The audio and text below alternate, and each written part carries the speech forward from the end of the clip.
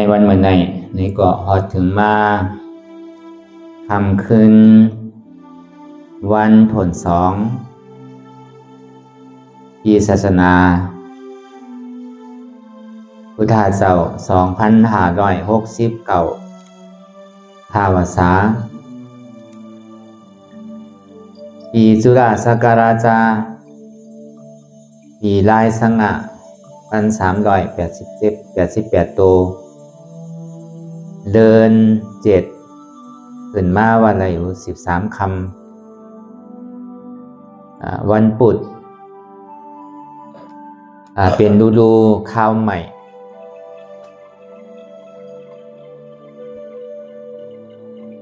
ปีคริสต์ศักราชวันที่29เดือนเอเปิลเดือน4 2เหง26ในปางสร้างตือกรรมตราอนัตตาวิปัสสนาภาวนาหาหันยอดธรรมอนัตตาปอกกรรมถวน2ปีวัดพระธาตุ2นักหวานแตนหวานลมเมืองลังนครเมืองเสียงตุง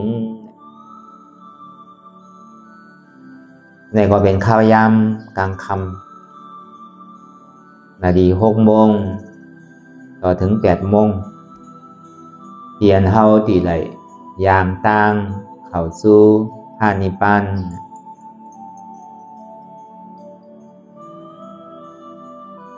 ก่อนตั้งสุดนั้นในก็คือเฮานั่งขากายกุดขาขวาทับต่างขาซ้ายก็ไหล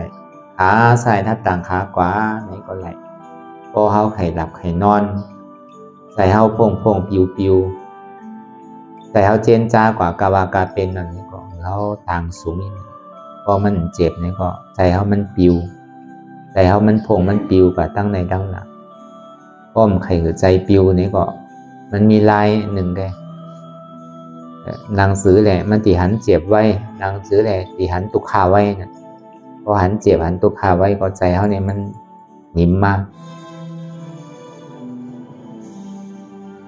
คุยการอะไรมันเป็นตาลาเนี่ยมันใส่มันก็เป็นตาลาเสียงๆเอาหมอมาใส่อันมันเป็นตาลาเนี่ยมันมีพอเขานั่งหลับตายเอาก็มันตึงมากำเหลวก็เบอร์สินั้นไหนต้องว่าอันลายหนังเขาเนี่ยมันเป็นอายุใหญ่เป็นอันลำลองเป็นอายุใหญ่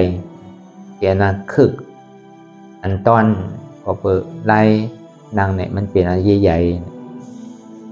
พอเปิดมันที่ห้องหับตุกขาห้องหับเจ็บนั่นก็ห้องนั่งดี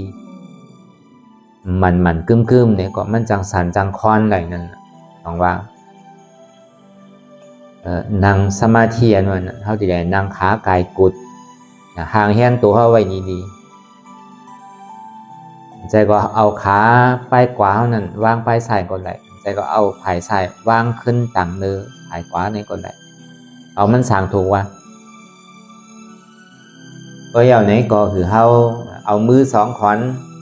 ของเฮานั่นเอาต่างไว้เนื้อตักเฮาต่างซ้ายก็ได้ต่างขวาก็ได้มันเป็นสั่งก็อย่างนี้ก็ไว้ตัวเฮาซื่อๆอย่าไปงอหลังป่นพอเฮางอป่นก็กำไข่หลับไข่นอนมา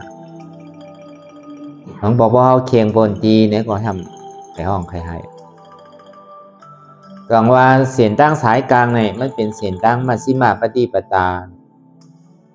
เป็นเสียนตั้งสายกลางจะว่าเสียนตั้งสายกลางเนี่ยมันเคียงปนดูมันเลี้ยวมันเจ็บมันปนคือเมยแกนมากกว่าคืนมันก็เป็นสังเลี้ยวมันใจอยู่นะ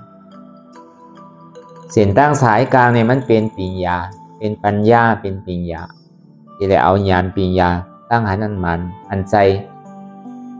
อันเจอันเตนั่นอย่าก็ตั้งวนเจนจาเตียมันเป็นเตมีเตเนี่ยปทเป็นปัญญาเป็นปัญญาต่างเสื่อต่างลองในมันใจเป็นปัญญามันใจปัญญาตาดีกูลองตั้งกาตั้งขายกูลองกูเจอกูลองตีในโลกาเนี่ยมันใจเป็นปัญญาของพุทธะเจ้าเฮาปัญญาพุทธะเจ้านั่นที่ได้หันสัจจะนั่น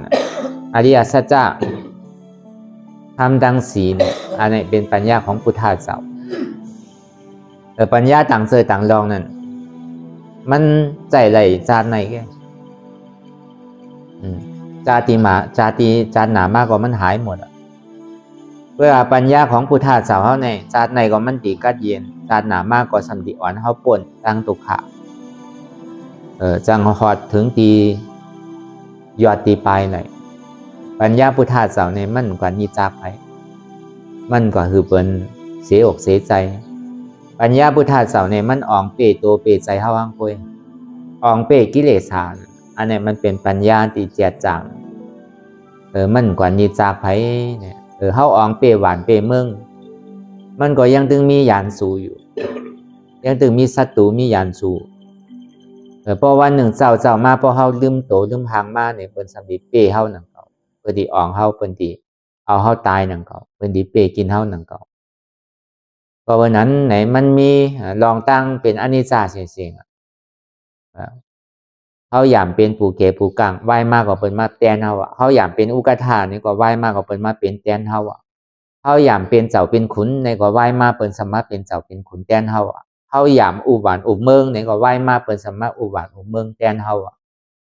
เฮาอยากอุบในโลกกัมพาหลงในนี่ก็ไหว้มาก็เปิ้นสามารถอุบในโลกกัมพาไว้ในนั้นเขาเฮาอยากเป็นเทวบุตรเทวรานี่ก็ไหว้มาเปิ้นสามารถเป็นแตนเฮานั่นเขาในเมืองสางเมืองพรหมรูปปาพรหมมารูปปาพรหมนั่นก็เหมือนกันสองวันปิญญาตั้งหูตั้งหมอในโลกาหลงเนี่ยมันหมันเองมันแหลกลายมันหมันกึม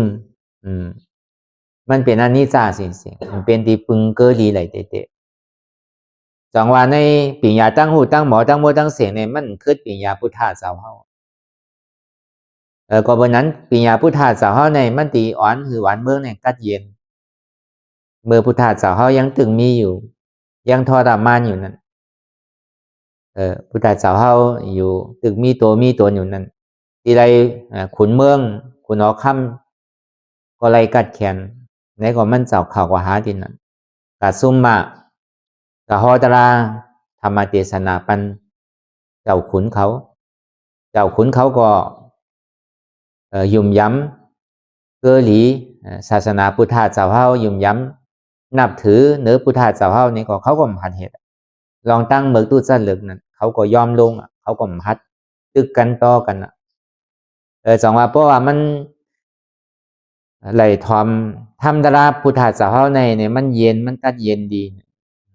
จอมเป็นสินั้นอยู่ที่ไรหวานใดก็หวานนั่นกัดเย็นอยู่เมืองใดก็เมืองนั่นกัดเย็น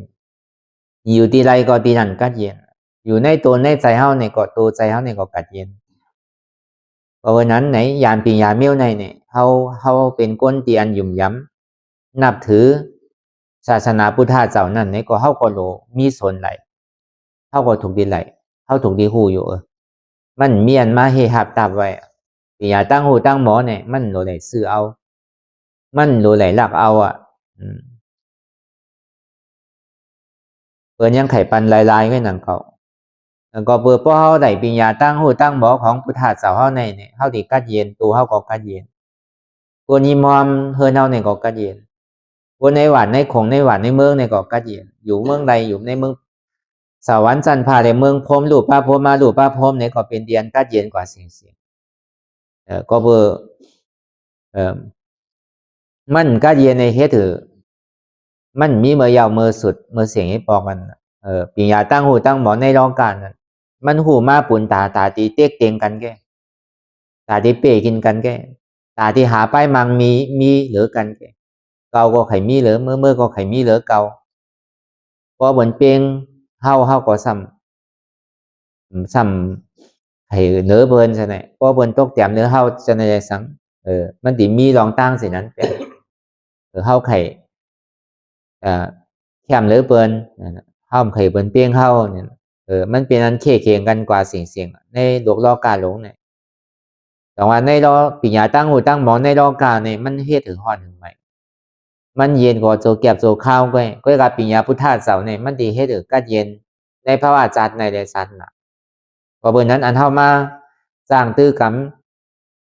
ภาวนาวิปัสสนาในก็เปิดเฮาแหละมาเห็นหูเอาปัญญาตั้งหูตั้งหมอของพุทธะเจ้าเฮาเอาสร้างไว้ในตัวในใจเฮาเพราะมันเป็นสิ่งนั้นมาเนี่ยไหวมาเนี่ยพอเฮาอยู่ดีกินหวานมาพอจำตายมาเนี่ยเฮามันจังเป็นที่พึงสังเกตมีเงินมีคำก็มันจังยาเท่าไหร่มีออกจากข้อของอย่างนามีปีมีน้องมีลุงมีหลานน้ำในก็มีไผมาจอยเฮาไหร่หรือเสว่าตัวเฮาเนี่ยดีได้จอยตัวเฮาไปต้องว่าอาตาหิอาตานอนนาทอมีตัวเสาเก่าก็ว่าดีได้พึงตัวเสาเก่าก็กาตาดีพึงอิงตัวเสาเก่าไหลนั่นเพราะเฮามีธรรมเนี่ยมีนำธรรมคำสอนของซาบัญญูเจ้านี่ก็มันจังเอาอะไรเป็นที่พึงเตะเฮาเดี๋ยวสังเป็นที่พึงเตะก็มีไผตาดีมาจอยคือเฮาบ่ปนไหลหรือเสพุทธะเจ้าเขา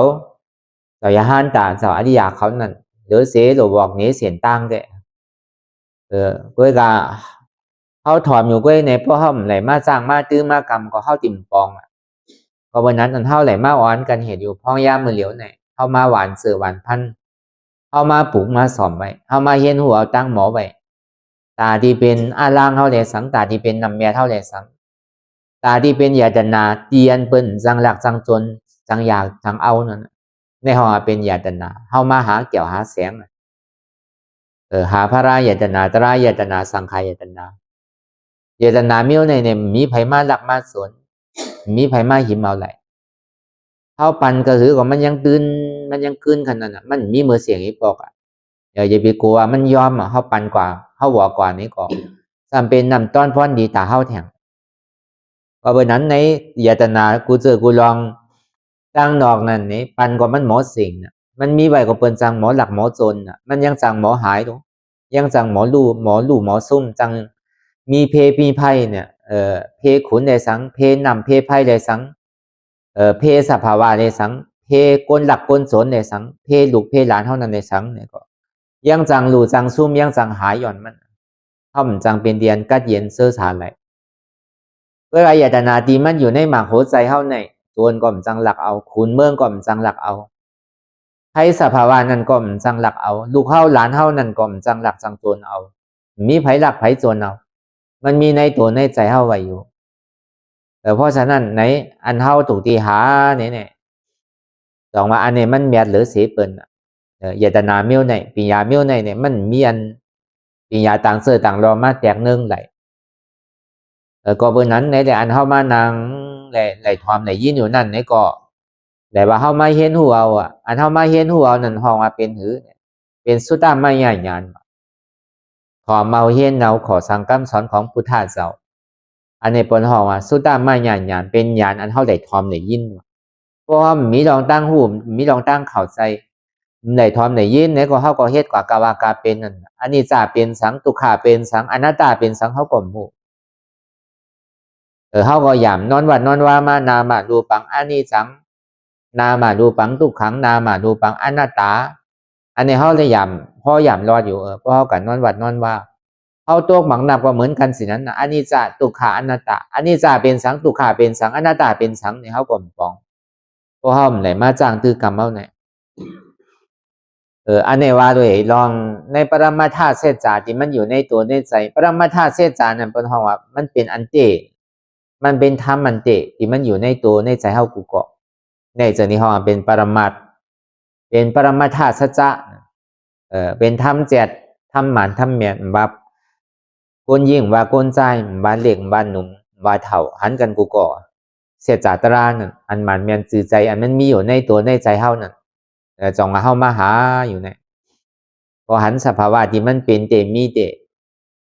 พอหาอันเตหันอันเตเฮาก็ติได้อันเตพอเฮาหาอันเตเฮาก็ติไรอันนั้นมันเตนั่นพอเฮาหาอันแก๊กก็เฮาติได้อันแก๊กนั่นก็เบอร์นั้นไหนอันเฮาย่ำพ่อย่ำลาอยู่นามารูปังอันนี้สังขยาเถนะนี่สังวัฏานิปานังนามารูปังทุกขังขยาเถนะสุขังวัฏานิปานังนามารูปังอนัตตาอสานกเถนะสาลังวัฏานิปานังนิปานังปรมังสุขังอันนี้มันว่าหลุยลองนามารูปังตัวแลใจของเฮาเนี่ยมันกึ้มมันเป็นอนิจจ มันเต็งมันใช่เป็นหรือก็เป็นกว่าอันมันเต็งในเป็นสื่อเนี่ยเอามาเจนจ้าด้วยดีๆในตัวเขาในกล้วยต่างแดนเขากว่ามาต่อถึงพ้องย่ามมือเหลียวไหนปวนปีปวนเลินปวนวันมาในมีสังหลาที่มันเหมือนเก่าอ่ะเถ่ามากกูว่าเอาหรอจ่องมันจ่องมันกึมอยู่จ่องมันหนุ่มอยู่ความใจเนี่ยอันนั้นอ่ะมันบอกนี้ลองตั้งดีว่า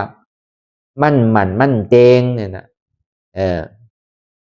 มันใจมันเหวี่ยงมาที่เกี่ยวมันแรมมันลองมาที่เกี่ยวมันเหมือนเก่าเย่าเนี่ยห้องมาตัวเลใจเนี่ยมันนำมันเตงมันเกิงหาตั้งเถ่าตั้งเป็นตั้งตายอยู่ที่เนี่ยในห้องมันเตงนามารูปังอันนี้จังพญาเถนะนี่ก็ไรก็เพื่อว่ามันนำเตงน่ะมันจะดีเป็นเพศไพ่เลือดใหม่ห้าวแห้งแข็งนะมันมีเพศไพ่อันไรที่มาห้าวแห้งแข็งเด้อไพ่สังกยาวอ่ะมันแห้งมันแข็งตานอันเท่าไรมาตัวเดใจเนี่ยอันเท่าไรมาตัวเดใจเนี่ยมันเป็นไพ่อันหนึ่งมันเป็นไพ่หอนไพ่ใหม่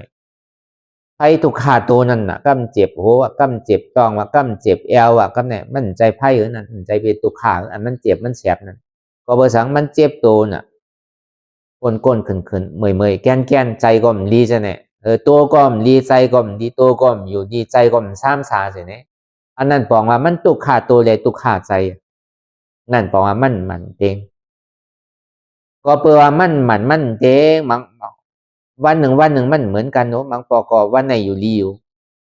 กามปอมาสัมปอมอยู่รีอ่ะเมื่อไหนใหม่เมื่อฟูมาสัมปอกาเดียวอ่ะก็เบอร์นั้นอ่ะมันเหมือนเก่านั่นน่ะมันไข่เป็นหรือก็เป็นกว่านั่นอันเปียวอันม้วนนั้นมาโจแก็บโจข้าวกันกามปออยากตุขาสัมมาเถียงกามปออยากไข่โคก็โคกามไข่ไห่ก็ไห่กามไข่ลีก็ลีกามไข่จ้าก็จ้ากามไข่ตุขาก็ตุขากามไข่สุขาก็ปอเกิดขึ้นเป็นมาก็เบอร์นั้นอ่ะมันเจงเนี่ยจังว่ามันเป็นเพเป็นไพ่เดเพไพ่ตั้งนอกในย่ำลีโกอ่ะเพไพ่ตั้งในเนี่ยมันลีโกนาวะเพอันมันอยู่จำเท่านั้นเพเจ็บโตเลยสังเพเจ็บใจเลยสังสันเนี่ยมันตุกขาน่ะมันเป็นเพไพ่เตียนเท่าไหร่หูไหร่นั่นน่ะตั้งนอกก็แต่มันหูรู้ว่ามันเจ็บออกกระหือมันเสียบออกคือมันแก้มออกกระหือในเปิ้นหูเขาเจ็บน้ำออกกระหือก็เปิ้นหูเฮาเปิ้นสัมเจ็บน้ำออกกระหือเฮาก็หูเปิ้นผู้หลวยตัวไผ่ใจมันแกถึงที่ห้องเป็นสัจจะนั่นเพราะว่าอันหมานเมียนที่มันมีเตะอยู่ในตัวในใจในยุคในนามเขาเนี่ยในรูปธรรมในนามธรรมของเขาเนี่ยแต่ว่ามันเป็นพยะมันมีเพภัยอันไรที่อันมันขึ้นอันไหนไรนี่จังว่าดานี่ปานางเนี่ยอันที่มันหมั่นกึมเนี่ยมันมีมันไข่ไรนะเนี่ยอันที่มันหมั่นเตียงเนี่ยมันมีอันหมั่นเตียงเนี่ยมีเนี่ยเป็นสังเนี่ยเป็นนิพานนิพานเนี่ยเป็นเตียนหมั่นเตียงว่ะไข่ไหลห้าเนี่ยก็ไข่ไหลก็โลเหตุถึงมันไหลโลจ้างถึงมันไหลนิพานนั่นวันเพราะมันหัวจอดถึงตีนิพานเนี่ยก็มันหมั่นเตียงนั่นมันหมั่นกึมนั่นมันเป็นนิจานั่นอันไหนนามารูปังเนี่ยตุขังเนี่ยขยะเถนะสุขังวัตานิปานังก็เบอร์ตัวเฮาได้ใจเฮาในมันอ่ำหมันเตงมันจะดีเป็นตุกข่าวอ่ะเพราะว่ามันหมันเตงว่ามันโดเป็นตุกข่าเพราะมันอยู่ดีอยู่มันเถ่าเกมันเหมือนอกเหมือนใจเฮาก็มันโดมีตุกข่าก็เปว่ามันเป็นสินั้นนู้มันเถ่ามามันเก๋มามันเจ็บมันใหม่มามันตายอยู่นู้ก็เบอร์สินั้นน่ะตัวเขาสังดีตุกขาใจเขาสังดีตุกขาว่ะมันลูกตีอันมันหมันเตียงเนี่ยมันสังดีเป็นตุกขามากว่ะพญาเถนะเนี่ยมันมีอะไรที่ตุกขาหรืออันเท่าไหร่มาตัวเดใจเนี่ยตุกขาหรืออันไหนก็มีเอาว่ะจังว่าเป็นตุกขามอกก็คือตุกขาเป็นคืบนะเป็นสองนะเป็นว่านะเป็นหลักเป็นสิบเป็นปากหลักนะก็หูเปิ้นเจ็บหมอกคือเขาก่อมหูเปิ้นตุกขาน้ำหมอกคือเขาก่อมหูไหลเขาซ้ำตุกขาหมอกน้ำหมอกคือกับเปิ้นซ้ำหูเขาไหลนังเก่าก็เปิ้นนั้นหูหลวยโตไผเลยใจมั่นว่ะตุกขาเนี่ยต้องว่าพวกเขามันนังเขาหาเขาตีหันเขาตุกขาเป็นซื้อเนี่ยก็มีเปิ้นหูเขาไหลรู้บางพอเขาไก่ลาดไก่ว่าวนะตอนนี้ตุกขาใจนะเปิ้นหูเก่าก็ตั้งดอกแต่อาบเหมือนหนังเก่าเปียวอยู่โมนอยู่เสื้ออยู่với cả tăng nay còn này mình tiểu sĩ đâu ạ do cả tăng chếp tăng mày tăng khải tăng nó có bên qua cu sơ cu long กำเจ็บตั้งสายกำเจ็บตั้งขวากำก็เป็นเยียวหวานว่ากำก็เป็นเดือดสูงว่ากำก็เป็นโรคเก่าว่ากำก็เป็นโรคตับโรคปอดว่าจะไหนกำก็เป็นโพงเข่าว่าจะไหนหัวใจกีว่าจะไหนในไผ่หูในไผ่รู้เนาะโดยดังดอกแต่หางลีหางงามอยู่ปีมันอยู่อยู่มนกินเปียวอยู่เวลาตั้งในมันเป็นสื่อว่ามีไผ่หูเท่าไหร่ก็เบอร์นั้นอันหูไหลเดือเปิดมีตัวเสาเก่าไว้ว่าอันหูไหลก็เบอร์นั้นตุคาเรือนไหลอันเท่าไหร่มาตัวใจเนี่ยมีอะไรแทงเราอ่ะตั้งดอกเนี่ยมันยังตึกไก่เท่าอยู่รู้อันตั้งในเนี่ยมันตึงหันก่อใดก่อนนั้นกำเดียวอ่ะก็เบอร์โป้ห้อมปองในเท่าสิ่งที่มันนั่งหือหาหือหันนั่นอ่ะกูปองในเท่าไปมันรู้เพราะต้องเจ็บมากกว่าเท่ากับหากินยาเพราะเป็นไตเป็นเนื้อมากกว่าหาสาวุนสามารถที่กันอ่ะเฮ็ดกว่าเฮ็ดมากก็เอาอาหารลาตั้งกินเท่านั้นเป็นยาไปเราเอายานั้นเป็นอาหารลาตั้งกินเท่าไปเราเป็นสิ่งนั้นนั่นมันปีจอมหยกจอมยาไงลูกมันปีมันจอมหยกจอมยามันปีมันจอมยานำเกลือไงลูกมันใจปีมันจอมอาหารลาตั้งกินเต็นๆคนเฮากลับมาเลี้ยวเนี่ยอันนี้เฮาฮู้เลยตัวไผใจมันกูเกาะตั้งตัวคานได้ทบได้ยาสินั้นเนี่ยอันฮู้นาเหลือเปิ้นให้เป็นตัวเฮาสุขาวัฏานิปานังเนี่ยมันมีตุขาเสดาเนี่ยก็ติสุขานว่านั้นมีว่ะติสุขาเตเนี่ยมีอยู่ว่ะมีเต็มใจว่ะเขาสำถามว่ามันมีมันมีอยู่ว่ะมันสมีดีไรเนี่ยมีดีนิพานว่ะมีดีนิพานว่ะป้อมถึงนิพานแต่ก็ตุขาเนี่ยยังตึกติเป็นอยู่ตึกติมีอยู่อ่ะในเมืองโครงการทั้งหมดทั้งสิ่งใน36จันนั่นตึงตุขามันหมดมันปนไรป้อมเมิมไรได้เข้าถึงนี่ป้านเตอก็ยังติดตุขาอยู่เพราะฉะนั้นในสุขาเนี่ยมันมีเนี่ยใครไหลนะเป็นนิป้านเพราะใครไหลก็ดูเลยเฮ็ดถึงมันได้เนี่ยนามาดูปังอันหน้าตาเนี่ยตัวเลยใจเฮาในดีเตเนี่ยมันใจเป็นของเฮาเตว่ะเฮาซ้ำอยู่มามันเป็นของเฮาว่ะมันจะดีตุขานั่นน่ะเนาะเพราะเฮาฮู้ว่ามันใจของเฮาเนี่ยก็มันอิ่มตุขานั่นดีเดเนี่ย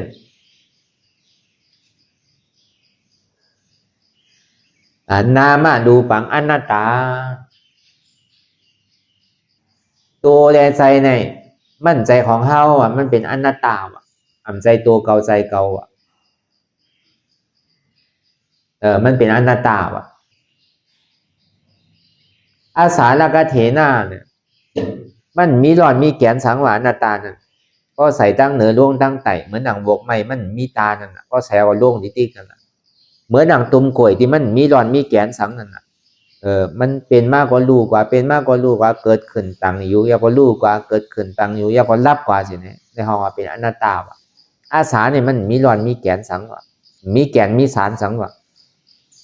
แล้วก็เพราะนั้นตัวเขาเนี่ยก็มั่นใจของเขาเตะใจเขาเนี่ยก็มั่นใจของเขาเตะยุงนามคันธาเนี่ยมั่นใจของเขาเตะเขาอุปเปิงพ่องำใดเตะห้องว่าอนัตตาเนี่ยเป็นสินะสารังวัตานิบานังเตียนมันมีหลอนมีแกนนั่น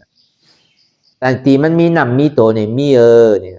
สารังนั่นสารังเนี่ยบอกว่ามีหลอนมีแกนสารังวัตานิปานังตีวตุขาขันใจตนากิเลสาสุดสิ่งเกี่ยงหายกว่าอย่าพอจอดถึงตีนิปานนั่นนะฮะสารังวัตานิปานังนี่ปานังปรามังสุขังเนี่ยพอจอดถึงตีนิปานเย่านี้ก็จะดีเข้าถึงตีสันติสุขะเป็นเมืองอมตะธาตุอำเกิดอำเถาอำเป็นอำตายอันนี้เขาก็ได้ยามพอยามลาดอยู่เพราะเขากันนอนวัดนอนจ้องทีเดียมันเป็นถ้ำลีเตียนเท่าเยอยู่เมื่อเลี้ยวเนี่ยลองตั้งเตียนมันเจงทีแรกลายไข่อยู่ปนปีปนรันวันมาต่อถึงเมื่อเลี้ยวตัวเฮาในก็อำมันเจงใจเฮาในก็อำมันเจงอันเปียวอันหมูอันเสื้อเฮานั่นในก็อำมันเจงนั่นห้องมันเป็นอันนี้จ้าเสียงก็เบื่อมันเป็นอันนี้จ้าตัวเฮาเลยสังใจเฮาเลยสังอันเปียวอันหมูอันเสื้อเฮานั่นเลยสังไหนแหละมันจะนี่เป็นตุขามันเปียวมนเตะมันใจตัวของเฮาเตะมันหนุ่มเซรู้แต่เป็นย่อกาตั้งเจ็บตั้งใหม่ตั้งไข่ตั้งนาวรู้ นั่นน่ะ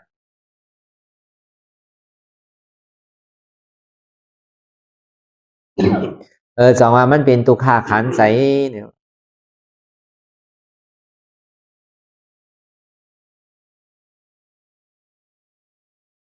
มีกับทุกขาไงเนี่ยอันเท่ากับวนเจนจ้าจะลองสังก็หรือเสียทุกขานี่มันมีอะไรไอ้วนซื้อก็อยากเจนจ้าซื้อก็อยากปอกขึ้นมาเป็นทุกขาทีนี้แกเก็บซิมทุกข่าวทีนี้แกจังว่าทุกขาตัวก็อย่าไปคือทุกขาใจนั่นนะคือเขาหมอไว้ว่างใจอะไรอันเท่ามาปรึกษาตือกรรมตลากันเนี่ยก็บนนั้นเพราะปองแจงเลี้ยงใจหน้าตาเยาวนี่ก็มั่นใจของเขารู้เนี่ยก็เขาก็ดีหูดีปองมากเพราะเขาปองแสงเลี้ยงใจหน้าตาเนี่ยเขายังตึกว่าเป็นตัวของเขาอยู่เป็นใจเขาอยู่ดีๆเป็นเจ็บเขาอยู่ดีๆเขาก็หาไล่ตาดีปลายมันหือตัวเขาป้ออยู่ดีกว่าหือใจเขานั้นป้อกัดเย็นกว่าเย่บีมันมีเจ็บมีกลมีขืนซ้ำเนี่ยเพื่อกับเขาไขหาซื้อเนี่ยก็มันเป็นเหมือนอย่างนั้นมันดึงมันคือหมดดีๆอ่ะมันดึงตัวข่าวดีๆอ่ะมันดึงเป็นอนัตตาดีๆอ่ะอันนี้จะเดนี่จะเดสัง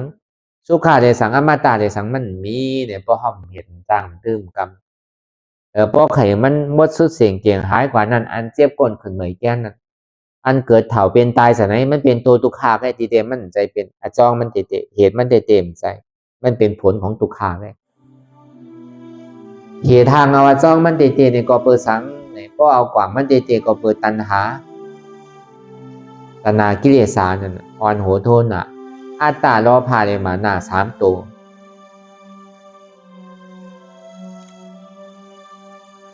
อัตตาว่าเป็นเก่ามานาว่ามีเก่าล้อพาซ้ำขะไดอันเป็นเก่าขะไดอันมีเก่า3 ตัวเนี่ยเหตุการณ์อัตตาว่าเป็นโหเก่าขาเก่ามือเก่าตัวเก่าใจเก่าเจ็บเก่ามานาว่ามีโหเก่ามีขาเก่ามีมือเก่ามีตัวเก่ามีใจเก่ามีเจ็บเก่าล้อพาซ้ำขะไดอันโหเก่าขาเก่ามือเก่าตัวเก่าใจเก่าเจ็บเก่าอันไข่ไหลปองมาเพราะมันเจ็บก้นขึ้นไม่แก้นมากนี่ก็เขาซ้ำโกนั่นเอาความไข่ขึ้นไข่นึ่งไข่ค่ายไข่ยายอยู่ติ๊กๆนั่นปองว่ายังไข่ไหลอยู่นะยังตึงหักมันอยู่เขายังไข่ไหลมันอยู่เพราะหูจักเหตุมันเหตุมันเตะเป็นอัตตาตัวนี้เป็นอัตตามีรองตั้งยุมพี่ยุมเปิงว่ามีโหเกาขาเกามีมือเกาตัวเกามีใจเกามีเจ็บเกามีคันถาของเกาอันนั้นมันเป็นเหตุดีเหตุถือเขาเจ็บแก้นตรงตอดเนซานดีเหตุถือเขามาเกิดเถ่าเป็นตายพอเพื่อนเจ็บอันรองตั้งเกิดตั้งเถ่าตั้งเป็นตั้งตายนี่มันเป็นตัวตุขะมันเป็นผลอโจมันเหตุอาจ้องที่เหตุถึงมันเกิดเถ่าเป็นตายในกอเปอร์ล้อผ่าต่อสามโมหามานาทิฏฐิตนากิเลส10 ตัวเนี่ยพวกเอายำมันวาเตเอาตีใจมันวาเตกดตันกอเปอร์หังกอเปอร์อัตตาตัวเลียวอัตตาเนี่ยมันเป็นเหตุตัวสมุทัยเสจาเป็นเหตุตุขะอันเจ็บแก้นต้องตอดเนชันนั่นเป็นตัวตุขะจองสุขาสัมเป็นสังเป็นอนัตตาอนัตตาเนี่ยเป็นมรรคสัจจา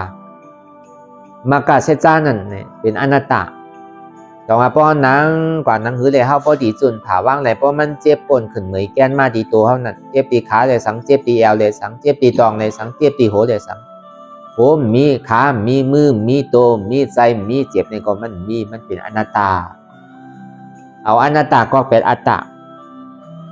อัตตาสมาเป็นโหเก่าขาเก่ามือเก่าอนัตตาสมอ่ำใจโหเก่าขาเก่าใจมือเก่าตัวเก่าใจเก่าเจ็บเก่ามันเป็นอนัตตาอันนี้มันเป็นเหตุอาจองของตุขะเอามาตัวสมุตัวมากาเสจาเพราะอัตตาตัวกว่ายาวในกว่าตัวนิโรธาเสจาห้องมาผลอาโจของสุขานั่นห้องว่าอำเกิดอำเถ่าอำเป็นอำตายอาจาติอาจาระอาแผดที่อามารณะอำเกิดอำเถ่าอำเป็นอำตายเป็นนิพพานมันดึงดีเลยหันในภาวะจัดในกำเดียวโดไปจัดหนามากพอเฮียจ่างดื้อกรรมที่เข้าก็ดีเลยโทษไปยากกำเดียวพอไล่งานมันว่าเตก็หาอยาก็หันพอหันอยาก็ตัดอยาก็ถึงกำเดียวหาสังหาเจ็บหันสังหันอาจ้องเจ็บตัดสังตัดอาจ้องเจ็บถึงสังถึงกว่าที่เป็นอันเจ็บมันหายกว่าตุขามันหายกว่าอัตตามันโตกว่าอยู่ไรเพราะตัวกว่าที่ก็หายอยู่เจ็บสองมาเพราะตัวกว่าห้าวนกว่าห้าว่างกว่าที่เนี่ยมันติดไกลๆมาหายกว่าไกลๆมาหายกว่าที่ พอมันเจ็บมันเสียมันใหม่มันแก้นมายาวนี่ก็อาจองมันเหตุมันก็มาซ้อมกำเนิดอัตตาตัวนี้ก็มาซ้อมกำเนิดอีเตมันเฮานังเนี่ยคือเลยหันเก่านั่นก็นังเก่าหันอัตตาเก่านั่นพอหันอัตตาเก่าเอาเก่าออกพอมันนังอย่างก็เจ็บแก้นตรงตอดเนสานสันไหวโคมไตอันเจ็บแก้นตรงตอดเนสานสันไหวโคมไตเนี่ยเป็นทุกขาสัจจาเป็นตัวทุกขาพอมันหันกว่ายาวนี่ก็อัตตาวันนี้มันก็มาพอหันอัตตาก็โหมีขามีมือมีตั้งหันผิดเนี่ยหันว่ามีโหมีขามีมือมีตัวมีใจมีเจ็บตั้งเจียนจ้าวนผิดนะซ้ำนึงปันได้พันปันได้คายปันได้ยายปันได้เปิดตาได้มื่นตามองขี่มองข้าวมองยามเนี่ยอันเนี้ยก็เปิดตั้งหันผิดวนผิด2ตัวเนี่ยเหตุการณ์เขาซ้ำดีเลยเอาตั้งหันหมันเมียนเนี่ยตั้งวนหมันเมียนเจียนจ้าวันเมียนเหตุการณ์มันจอมหันหมันเมียนในหันสังหันว่ามีโหมีขามีมือมีตัวมีใจมีเจ็บตั้งวนหมันเมียนนั้นรู้อ่ำพื้นอ่ำนึงอ่ำตรงอ่ำค่ายอ่ำยายอ่ำเปิดตามื่นตาอ่ำมองขี่มองข้าวมองยามแต่ว่าถ้ามีหันสังหันตุขาทำใจหูสังหัวตุขาในเป็นอนัตตาถ้ามีหันสังหันเจ็บทำใจหูสังหัวเจ็บในเป็นอนัตตาถ้ามีหันหวามใจหูเก่าใจขาเก่าใจมือเก่าใจตัวเก่าใจเก่าใจเจ็บเก่าทำใจหัวมันเป็นอนัตตาอันนี้ก็คือเขาวนเจนจ้ายาวๆข้าวยามหึงอย่าไปว่าไว้ป่นอย่าไปว่าเทิงป่นเตียนเฮาหันในเตียนเฮาวนเช่นจ้านั่นหือมันเพียงเพียงกันวนต่อถึงเจ็บนั่นพอสุดวนต่อถึงตุขานั่นพอสุดตัดต่อถึงอัตตานั่นพอตกพูดขาดกว่า